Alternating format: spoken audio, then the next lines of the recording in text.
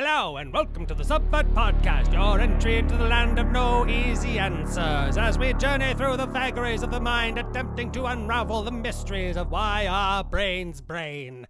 Anyway, welcome to the podcast. We're very happy that you're here. This, as always, is Kristin and Aaron. I'm Aaron Stewart, and we are very happy to see you at this little puppet show that we call a neuroscience thing. Science and puppets. Science and puppets. Together at last. As they always should have been. Anyway, so yeah, I think we're still on the bullshit detector. Yeah, here. what are we talking about today? So today is episode 3 of the bullshit detector. Bullshit had so many parts. I know. Well, and see, and this is where it's just the start of the conversation. That's the joys of each of these steps of Carl Sagan's bullshit detector, where these are just the beginning of the process of trying to determine whether something is. So listen to our bullshit and then take the bullshit to your family dinners. Christmas is coming. Hey! I don't know what's going on anymore. I was smelling some bullshit or You've called the something. Is scent. it? Oh, it's me. Oh, darn. Yeah, I could have told you that. Have a sip next time. Yeah. Hey, I put on the perfume today. It's just masking the odor. As usual. It's done As nothing. usual. It does nothing. Anyway, step number 3. Once you've gotten through, well, let's run through these other ones. So step 1, whenever possible, there must be independent confirmation of the facts. Step 2, encourage substantive debate on the evidence by knowledgeable proponents of all points of view. Knowledgeable being the operative word there, as we made a point of in the last episode. So we get now to step 3. Arguments from authority carry little weight. What? But Oh, this will be a good one. I thought I greased this thing. Anyway. Authorities, quote unquote, have made mistakes in the past. They will do so again in the future. So perhaps a better way to say it is that in science there are no authorities, there are experts. Sure. Yeah. Yeah. That makes sense. Yeah. Right? So you can be an expert on a subject while still not necessarily being an authority, right? Whereas you can know the information up to even a certain date, but everything up past this is still uncertain, you know? So again, it's more a matter of that allows us to, again, kind of roll with the facts as they come in, too, right? Where even if it's the most trusted authority or expert that you know of, they're still susceptible to the same biases and everything that we are, and so you have to wait for other scientists to then study what they've come up with and see if it's still. See, I also take issue with the word expert. Okay. Right? I don't think anyone can ever be, like, something about the word to me just seems like I've learned everything that there is to know and there's nothing else and you must now trust everything I say because I am an expert. Well, right? that I think would be the difference between authority and expert. The authority would be one person who knows all. Yeah. Right? Whereas an expert is just someone who has studied and is ready, like they're up on the facts, but again is not considered to be the one person to talk to about the truth. Yeah, of course. Right. See, I just don't think anyone holds like the universal truth or the universal answer to anything. Right? Well, I think we're all novices. Like, you can learn as much as you can about a particular subject, but there's always more to learn. Yeah, and that's absolutely true. And I agree with you that, you know, there are experts out there who seem to have just decided that they know enough and they're not going to change their opinions, they're not going to grow, they're not going to examine new information as it comes in. They tend to fall out of the expert category as far as I'm right. Like, if you can't assimilate new information, it's tough to call yourself an expert on that new information. Yeah. Right? So that's where, again, the authority end of things is to be able to differentiate between people who are aspiring to be authoritative and be that voice of, versus someone who has decided that they know everything and that's what this is. Right. So you seeing it as a matter of control versus conversation in a way? Right? An authoritative figure is more about the control, whereas expert is more about a conversation and learning and sharing? Yeah, the authoritarian, think of authoritarian, right? Where the buck stops here, right? Where Don't ask questions. Exactly, and that's the part where it becomes a problem, right, is if you can't question the authority, right, and say, but Gosh, that's where are still, we seeing that happen? yeah, you know, that's where things become an issue, right, is if I can't say, yeah, but what about this, and have them come back with an actual, again, knowledgeable response to it, that throws into question the authority and the expert opinion of this person, or of anything, right, like any, you know, group of, society of, you know, association of, you know, it all stands to that same thing where every once in a while they just have to kind of reassess things and decide whether it still makes sense to be teaching or learning or using these, or whether the tools have changed, or, right, there's so many ways that this world has, you know, evolved as we've gotten, you know, better at, you know, the costs of making things, the techniques for making things. I mean, the idea 20 years ago that you would be able to take a tube of toothpaste and squeeze that into a 3D printed object, right? I mean, it's not toothpaste, but the idea is the same, where you just squeeze it through this thing and it molds it into, and now you've got a Rubik's Cube? What? Who the what? I mean, that's the cool thing. We've come really far with science and technology, and it's quite funny when there's still a lot of resistance to it, which I know we cover this a lot, right? I guess that's history all over again. It's human nature to be, you know, leery of new things, but at the end of the day, you're like, that's pretty fucking cool. And every conceivable metric, we are head and shoulders above even 100 years ago. Oh, even like 20 years ago. You know, and despite the fact that that growth spurt has led to some, you know, growing pains, let's call them, right? I got stretch marks. Really, that's basically what it is. We've kind of stretched the planet a little bit, and now we get to figure out whether we can, you know, get the collagens or whatever to kind of make them less. Right? Like, This is the scientific method of what's happening right now. but it, you know, Put some it's collagen like, in there. the thing is that everybody wants to continue this whole thing as if we get to just do it as we have been doing it, instead of having to make changes. And that's kind of the problem that we're running up against here right now, is that everybody wants to just keep rolling as if this is what we're supposed to be doing, despite the warning signs that say that we really need to just stop it and do something different. I kind of want to take it back to how we started the episode and basically what authoritarianism is. God, I can't speak today. And Throw that in the beginning. Righto. So, anywho, authoritarianism. Yes. So authoritarianism. I've totally forgotten what my point was. We were heading back to the beginning of. We were circling talking back, about but and experts, and how sometimes we need to just take it all with a grain of salt. And that's where I go, like, if the information makes sense a year from now, then it might be true, right? I mean, but you hear a lot of stuff that, you know, you just never hear about again. That's gonna be the newest best thing. Everybody's gonna fuck. Oh my God! It's gonna change everything. You've never seen anything like it before.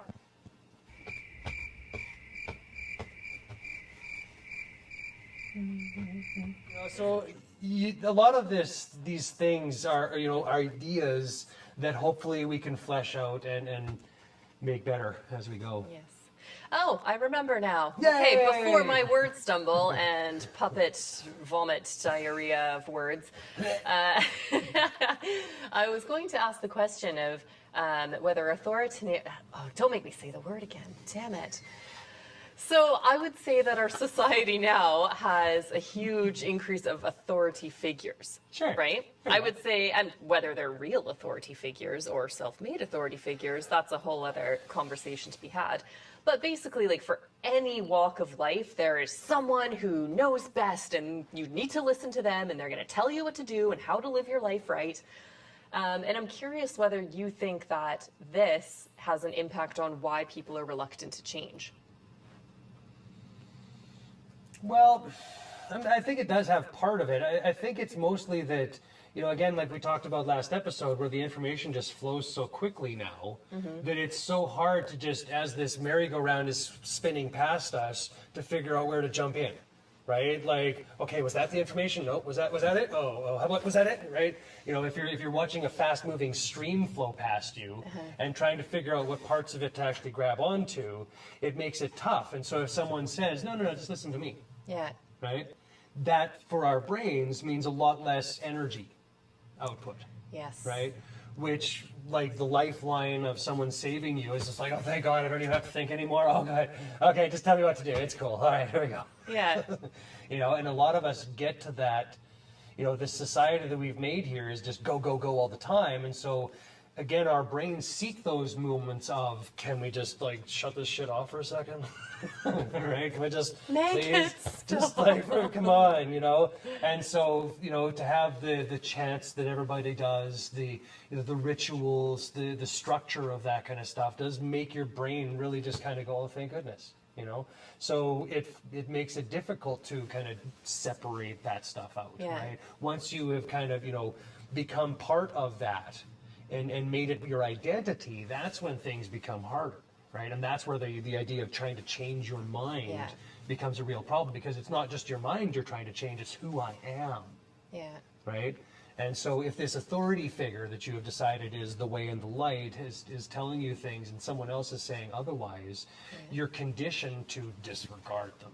Yeah. Well, when you have this many authority figures as well, right? I mean, everyone is trying to sell you stuff, right? And in this kind of information era, you can't escape it, Yeah. right? It's always been a thing, you know, like Stinson and Sons hair growth tonic, right? Things like that. But now it's literally everywhere you turn, someone is trying to sell you a magic pill, right? And it's worded differently, whether it's the form of, you know, like a life hack or, you know, like, but you do kind of get used to, if, like you said, if you fall into that mindset all of a sudden of believing it, of all it takes is kind of that one click and then you're down that rabbit hole of, I do want my life to be easier. Right? I'm sure everyone out there can identify with having bought a lot of crap online, right? Because, oh, it probably will be shit, but on the off chance it actually does what it says it will, right? And you kind of then just keep falling into the cycle, and it's then the fallacy of sunken costs, Yeah, right? yeah. Where it's, well, I've put this much in, so surely it needs to pay off soon. Or even worse, that you got something that did work, and so now you've bought into all of the other stuff as if it must work as well. Right? Instead of you managed to find one thing that treated the one that you needed, and all the other stuff might still, like, even that might still be not really helping you, but might have just been even a placebo effect, which we're going to get into later, because it's just fucking amazing that our brains have the ability to completely just fuck with us like that. Yep. You know? They sure do. And that's a lot of where, you know, this idea again comes from, like the power of your mind. You know, the ability to change is a real, you know, superpower. You know? Yeah. The ability to actually take an idea that you have held for years and decades and forever, and to be able to actually, you know, rethink that into something else is a real, it's like, kudos to everyone that's ever actually been able to pull that shit off, man, because it's real hard. You know, I've had to do it a few times in my life where I've had to just really step back and go, oh God, that was me, wasn't it?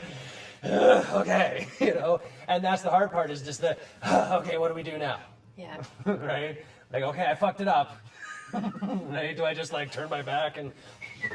Well, I think, like, the power to change comes from, like, recognizing that the power comes from within you, which sounds super cheesy, but it is true. Yep. It's been inside you all along. And that's the problem with all of these, you know, messiahs and authority figures, is they want you to believe that the power is outside you. Well, and that's what all of this advertising does, all of this marketing, is it leads you to believe that you need something or somebody else in order for your life to be complete. But Kristin, you told me that all I needed was you, and once we got this going, that I would need nothing else in my entire I'm life. still waiting for your life savings, Aaron. That was part of the deal. I gave you the $1.50, wasn't that? I thought that was... Membership level starts pretty at 10 sure. grand. Oh. Then I'll save you. Oh, okay, I guess I'm still floundering. We're then. building a spaceship, for God's sake. I mean, Well, that's where all the money went. That explains everything. obviously. Jeez. But going back to, it's being sold all of this stuff that makes you feel that you need it, and therefore you don't feel like you have the power within you to make any sort of change, right? So even if you do have that burst of motivation one day and you're like, that's it, and you get up and you're like, I'm going to face the world and I'm going to do all this. Like, the first thing that hits you as soon as you open your phone or turn on the TV or even talk to another human being, for Christ's sake, is the overwhelming message, well, you can't unless you have this. Yeah, I mean, I was a smoker for 20 some years, and it was the same thing where everybody kept saying, "Oh, try this. This is the way to do it. I got it. This will work." And none of it worked. What worked was me just saying, "I'm done." Yeah. You know, and I had to actually just cold turkey it, and it was a rough 3 months for my son. Sorry, right? And everyone around me. Sorry. But, in the end, it was one of those things that needed to be done. And that was a change that I had to make.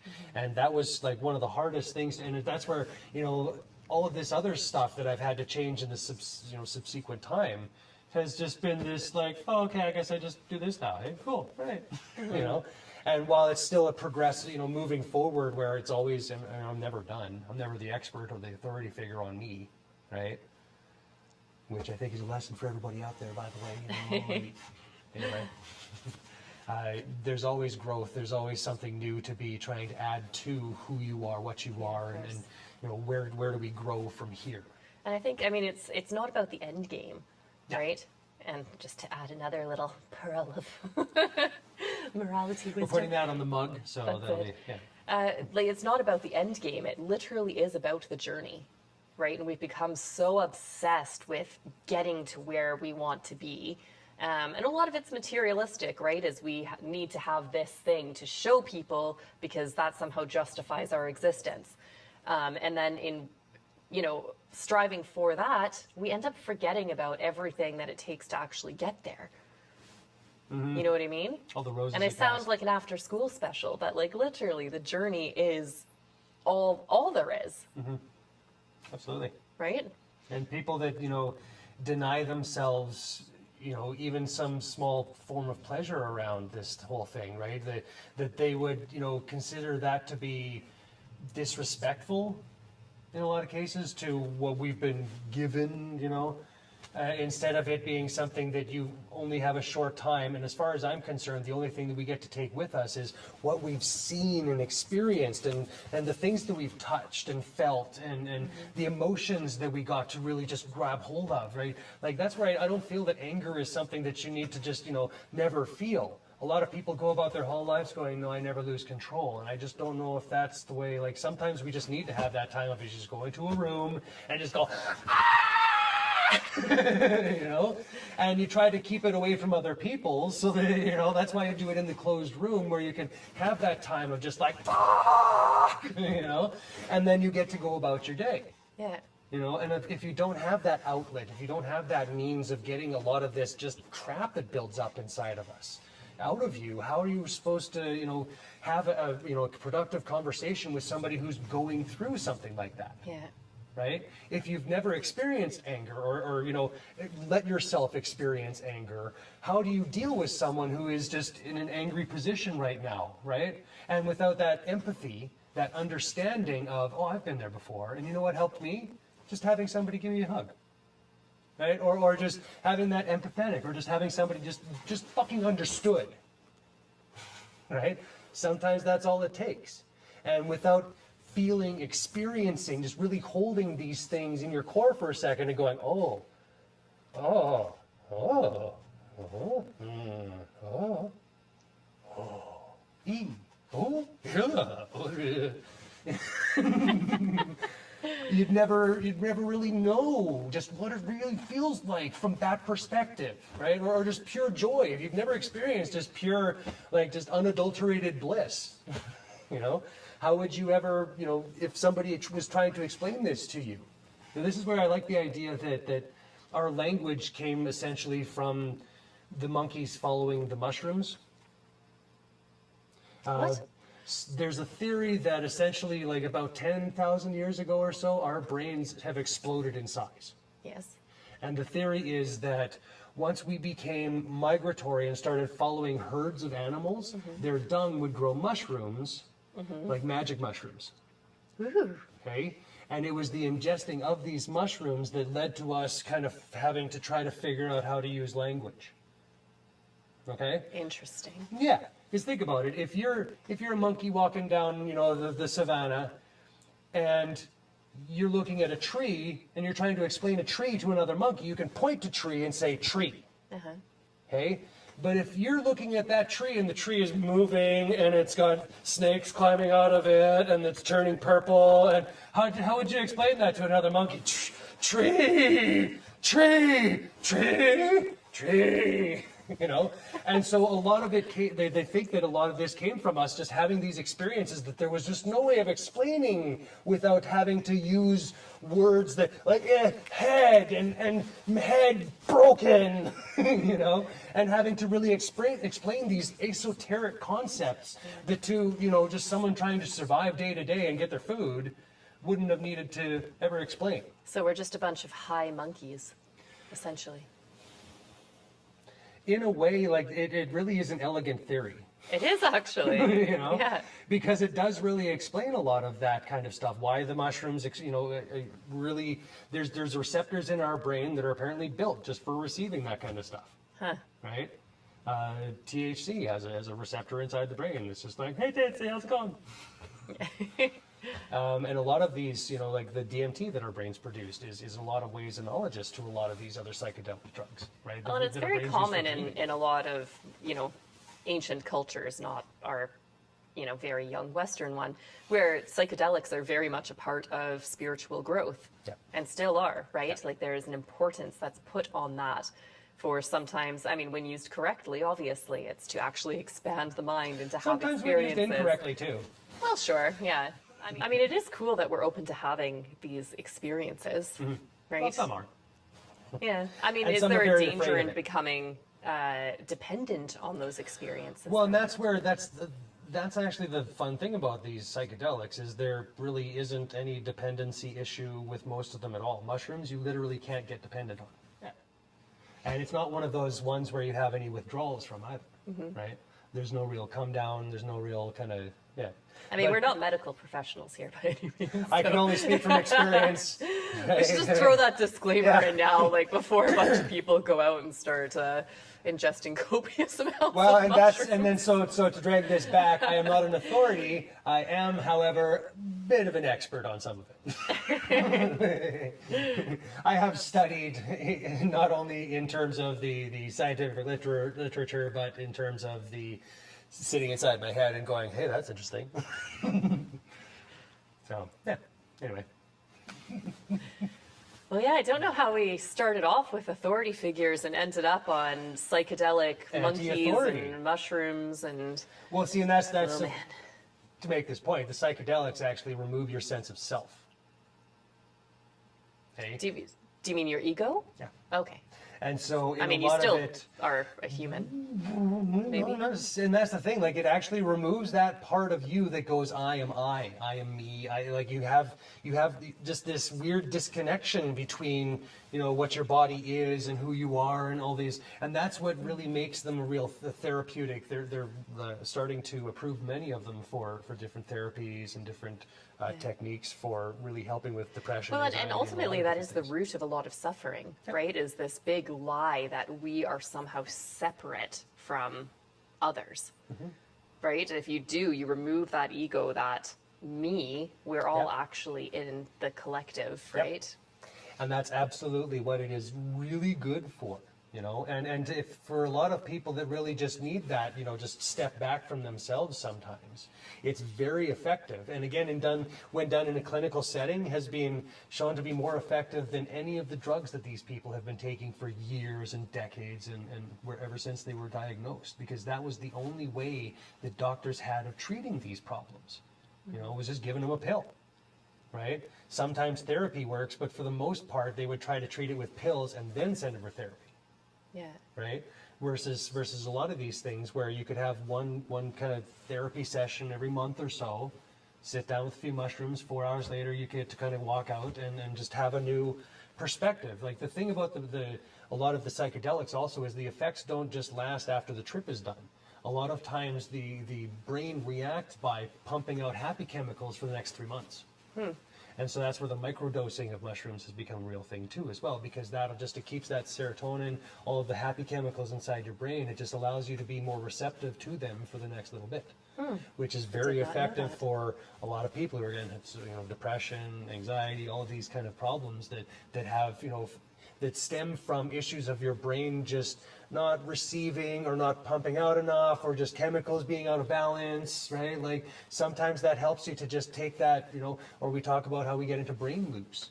It's also very effective for being able to picture a way out of something that you've been stuck in this loop this whole time, and now you actually have these, because what it does is it essentially wires parts of the brain that don't normally talk to each other, and allows them to kind of communicate in ways that they haven't done before, right? So it opens you up to thinking differently, which is really what this show is all about. Realistically, this whole show is, puppets notwithstanding, a real trip. Yeah. And we appreciate you joining us on this little trip that we've crafted here for you. So to sum up this episode, authority figures, bad. Drugs, good. Absolutely. That about says it all, doesn't it, right? I think that. Well, as always, thank you for joining us, and hopefully we are helping to expand something.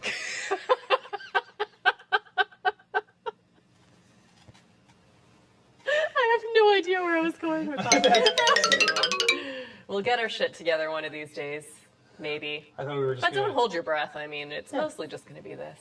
This is pretty much the show, indeed. Very good. Well, we look forward to hearing from you. Don't be afraid to reach out. Send us your puppets. Follow us on Facebook, Instagram, Twitter at the Subvert Pod. Don't forget to hit subscribe so you don't miss any of this new and all these exciting stuff that we're doing over here. Thanks for being part of it, everyone, and we will see you next time. Toodles.